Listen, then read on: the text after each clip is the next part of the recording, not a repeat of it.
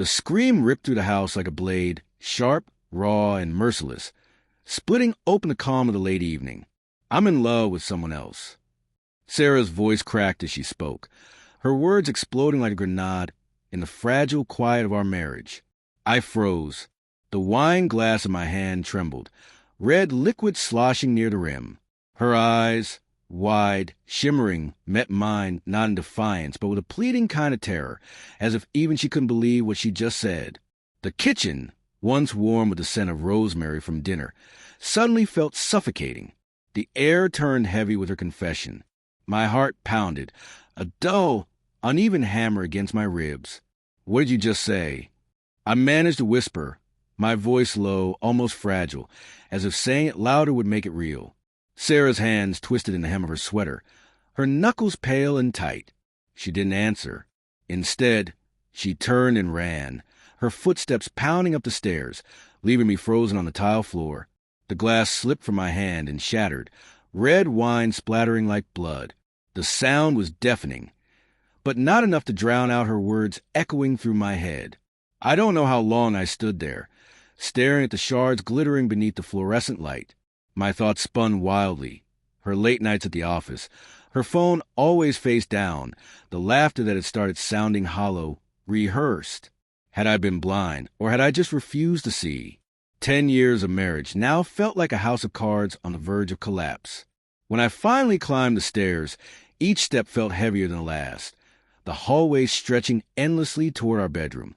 I expected to find her packing or gone, but she was there, sitting on the edge of bed, her face buried in her hands, shoulders trembling with quiet sobs. Seeing her like that, small, broken, nothing like the strong woman I'd married, filled me with something twisted. Pity and anger tangled together. "Who is he, Sarah?" My voice came out softer than I intended, almost breaking. She looked up, her face streaked with mascara, her expression hollow with pain. "There's no one," she whispered, her voice shaking. I lied. I don't even know why I said it. I needed you to feel something. Her words hit like another wound, deeper, crueler than the first. "A lie," I muttered, my knees giving way as I sank onto bed beside her. The mattress creaked beneath us, the faint scent of her lavender perfume wrapping around me, once comforting, now foreign. "Feel something?" I repeated, my throat tight. "You think I don't feel anything?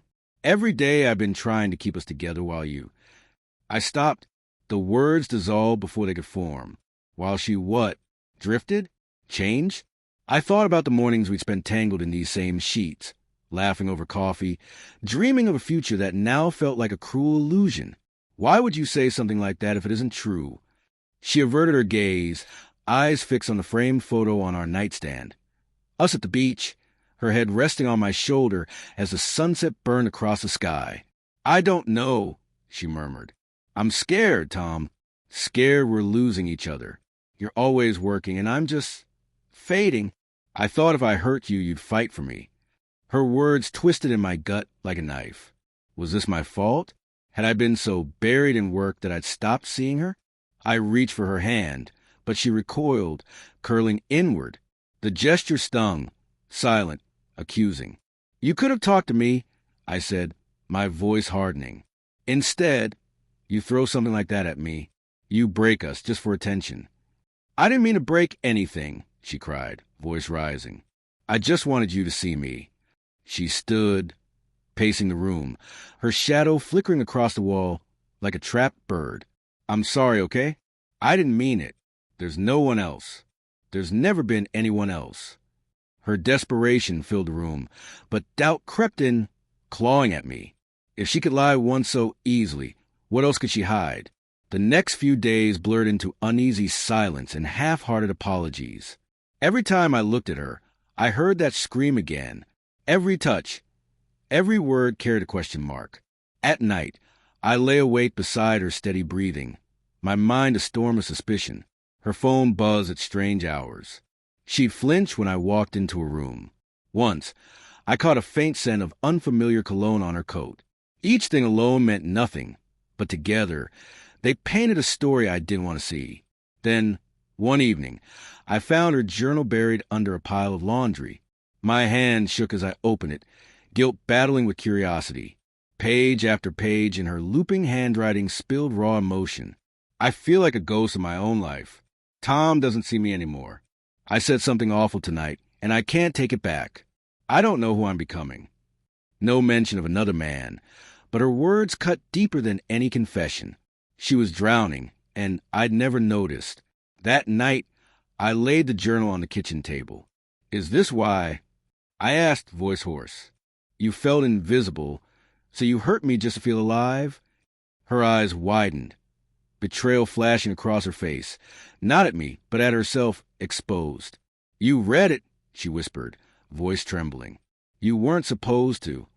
Then, tell me the truth. I snapped, slamming my hand on the table.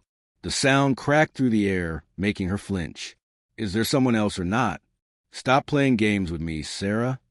There's no one, she sobbed. I swear.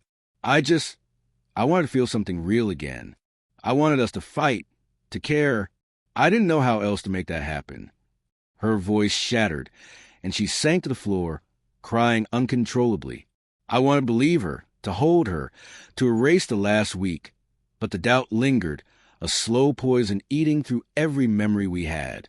Then came the call. It was late. The house was dark, except for the glow of my phone. An unfamiliar number lit the screen. Is this Tom? A hesitant male voice asked. I need to talk to you about Sarah. My stomach dropped.